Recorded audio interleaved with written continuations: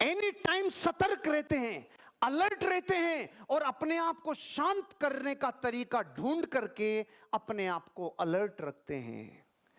अपने आप को सबसे पहले तो पीस रखना और फिर अलर्ट रखना। मेरे दादाजी मुझे बचपन में कहते थे, बेटा भारत की जलवायु गर्म है। तो मैं सर्दियों में कहता था, दादाजी आपका दिमाग खराब है, कितनी सर्दी पड़ रही है, आप बोल रहे हो भारत की जलवायु गर्म है।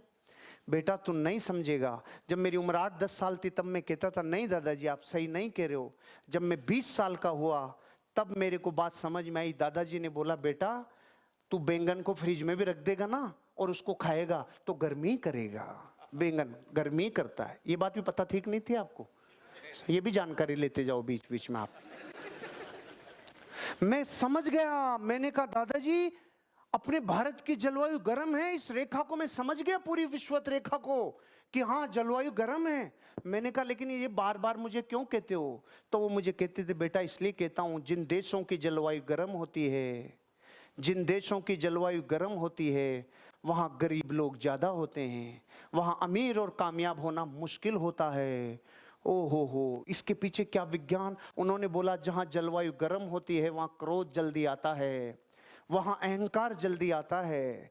साला मैं तो सांप बन गया, ये जल्दी आता है। हम चौड़े बाजार सकड़े, ये जल्दी आता है। जहाँ जलवायु गर्म हो वहाँ पे अलर्टनेस नहीं आती, वहाँ पे आलस ज़्यादा आता है। जैसे गर्मियों की दोपहरी हो तो कसरत करने का मन करता है कि सोने का मन करता है?